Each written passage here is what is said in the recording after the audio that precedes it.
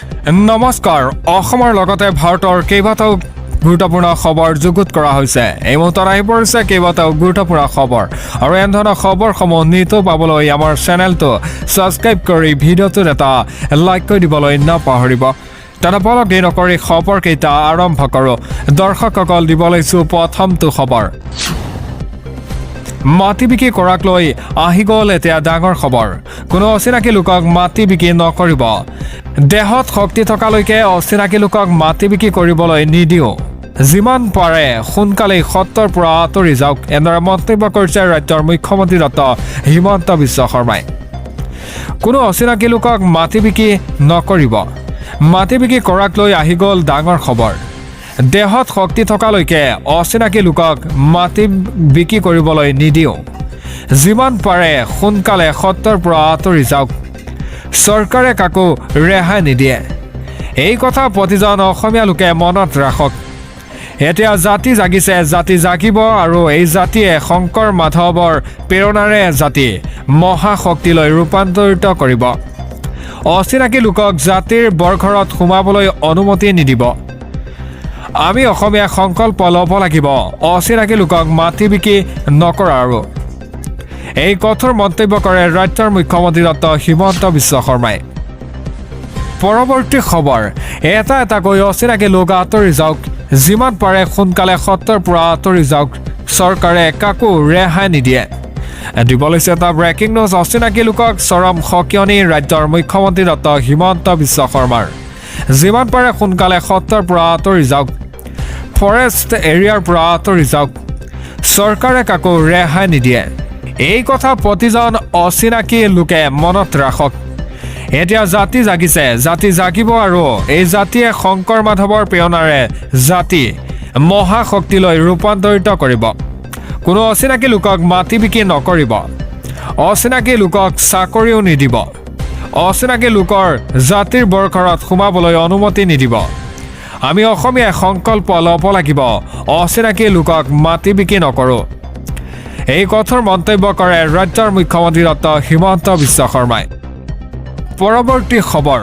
আৰক্ষীৰ ওপৰত ভয়ংকৰ কাণ্ড কৰা 10জনক গ্ৰেপ্তাৰ কৰে সমগ্ৰ ঘটনাৰ মূল মাষ্টাৰ মাইণ্ড আছিল আতাবুৰ ৰহমান আৰক্ষীৰ ওপৰত ভয়ংকৰ কাণ্ড কৰি মোকলাই লৈ গৈছিল নকল সোণৰ বেপাৰী বাহাৰুল ওৰফে আম্বানীক দিব লৈছে এটা ব্ৰেকিং নিউজ আৰক্ষীৰ ওপৰত ভয়ংকৰ কাণ্ড কৰা 10জনক গ্ৰেপ্তাৰ কৰে আফাছউদ্দিন ইকামুল হুছেইন ফকৰুদ্দিন আহমেদ নুৰ হুছেইন গুলজাৰ হুছেইন নজৰুল হক কাছিমুদ্দিন আবুল হামিদ বিল্লাল হুছেইন আৰু আতাবুৰ ৰহমানক গ্ৰেপ্তাৰ কৰে সমগ্ৰ ঘটনাৰ মূল মাষ্টাৰ মাইণ্ড আছিল আতাবুৰ ৰহমান লখিমপুৰ আৰক্ষীয়ে উৰে নিশা অভিযান চলাই গ্ৰেপ্তাৰ কৰে লোককেইজনক সোণাপুৰৰ ৰমজান তিনিআলিত বঙালমৰা আৰক্ষীয়ে আক্ৰমণ কৰিছিল লোককেইজনে এৰা আৰক্ষীক আক্ৰমণ কৰি মোকলাই লৈ গৈছিল নকল সোণ বেপাৰী বাহাৰুল ওৰফে আম্বানীক আটাইকেইটা অভিযুক্ত জেৰা অব্যাহত আছে এতিয়া আৰক্ষীৰ পৰৱৰ্তী খবৰ বটৰুৱাৰ প্ৰকল্পক লৈ অখিল গগৈ নিকৃষ্ট ৰাজনীতি বটৰুৱাৰ ক্ষেত্ৰ মুকলিক লৈ আপত্তি কৰে ৰাইজৰ দলৰ সভাপতি অখিল গগৈ দিব লৈছে এটা গুৰুত্বপূৰ্ণ খবৰ বটৰুৱাৰ প্ৰকল্পক লৈ অখিল গগৈ নিকৃষ্ট ৰাজনীতি বটৰুৱাৰ ক্ষেত্ৰ মুকলিক লৈ আপত্তি ৰাইজৰ দলৰ সভাপতি অখিল গগৈ হিন্দু মুছলমানৰ ৰাজনীতি কৰিবলৈহে বিজেপিয়ে বটৰুৱাৰ প্ৰকল্প মুকলি কৰিছে সুবিশাল প্ৰকল্পক লৈ এফালে গৰ্বিত অসমীয়া বিপৰীতে বটৰুৱা প্ৰকল্পক লৈ অপমানজনক মন্তব্যও কৰে অখিল গগৈয়ে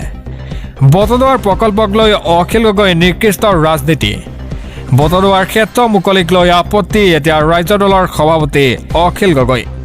হিন্দু মুছলমানৰ ৰাজনীতি কৰিবলৈহে বিজেপিয়ে বটৰুৱা প্ৰকল্প মুকলি কৰিছে এনেদৰে মন্তব্য কৰে অখিল গগৈয়ে সুবিশাল প্ৰকল্পক লৈ এতিয়া এফালে গৰ্বিত অসমীয়া বিপৰীতে বটৰুৱাৰ প্ৰকল্পক লৈ অপমানজনক মন্তব্য অখিল গগৈ পৰৱৰ্তী খবৰ 20 বছৰীয়া সংগ্ৰামৰ অন্ত ৰেজাউল কৰিম চৰকাৰৰ আমচু এৰিয়েই সিজনগামৰ পৰা আৰম্ভ কৰিব ৰাজনৈতিক যাত্ৰা প্ৰতিগৰাকী সংখ্যালঘু ৰাইজৰ পৰা দুৱা বিচাৰিলে ৰেজাউল কৰিম চৰকাৰে 20 বছৰীয়া সংগ্ৰামৰ অন্ত এতিয়া ৰেজাল্ট কৰিম চৰকাৰৰ আমচু এৰিয়েই সিজন গামৰ পৰা আৰম্ভ কৰিব ৰাজনৈতিক যাত্ৰা কাইলৈ আমচুৰ ত্যাগ কৰিব ৰেজাল্ট কৰিম চৰকাৰে আমচুৰ জৰিয়তে সংখ্যালঘুৰ প্ৰতিটো সমস্যাক লৈ মাত মাতিছিল ৰেজাল্ট কৰিম চৰকাৰে পৰৱৰ্তী দিনতো সংখ্যালঘুৰ প্ৰতি সমস্যা হৈ মাত মাতি যাম এনেদৰে মন্তব্য কৰে প্ৰতিগৰাকী সংখ্যালঘুৰ ৰাইজৰ পৰা দুৱা বিচাৰিলে ৰেজাল্ট কৰিম চৰকাৰে ৰাজনৈতিকভাৱে সংখ্যালঘুৰ সমস্যা সমাধানৰ চেষ্টা ৰেজাল্ট কৰিম চৰকাৰৰ নৱবৰ্ষৰ পূৰ্বেই ৰেজাল্ট কৰিম চৰকাৰে প্ৰস্তুত কৰিছে ৰণকৌশল যদি ৰাজনৈতিক আৰম্ভ কৰোঁ মোৰ গৃহ সমষ্টিৰ পৰা আৰম্ভ কৰিম সিজন গামৰ পৰা ৰেজাল্ট কৰিম চৰকাৰে আৰম্ভ কৰিব এতিয়া ৰাজনৈতিক যাত্ৰা পৰৱৰ্তী খবৰ পুৱাই বিশ্বকপোৱা ভয়ংকৰ ৰেল দুৰ্ঘটনা লাইনচ্যুত হৈ 13গৰাকী যাত্ৰীৰ সৈতে কৰুণ ঘটনা 100ৰো অধিক যাত্ৰী আহত হয় চাৰিওফালে এতিয়া চাইৰেন শব্দ মেক্সিকোত এতিয়া হাহাকাৰ পৰিৱেশ পুৱাই বিশ্ব জোকাৰি যোৱা ভয়ংকৰ ৰেল দুৰ্ঘটনা ভয়ংকৰ দুৰ্ঘটনাত নিহত হয় 13জনকৈ যাত্ৰী 100ৰো অধিক যাত্ৰী আহত হয় ঘটনাৰ পিছত এই বিশ্বজুৰি চাঞ্চল্যৰ সৃষ্টি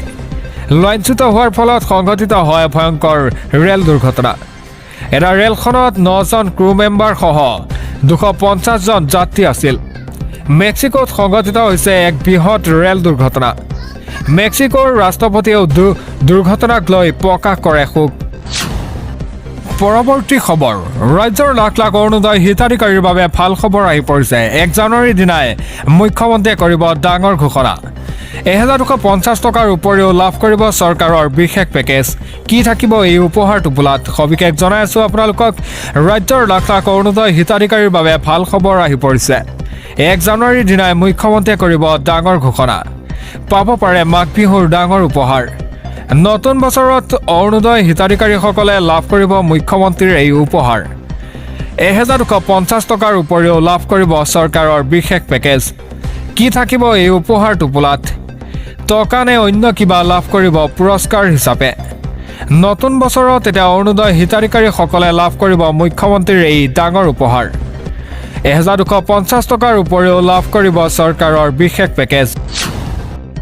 পৰৱৰ্তী খবৰ এটাকৈ অসমৰ পৰা অবৈধ বাংলাদেশী পঠিওৱা হ'ব অবৈধ অনুপ্ৰৱেশকাৰীক লৈ কঠোৰ হৈ পৰিছে গৃহমন্ত্ৰী অমিত শ্বাহ আগন্তুক 5 বছৰত অসমত এটাও বাংলাদেশী থাকিব নোৱাৰিব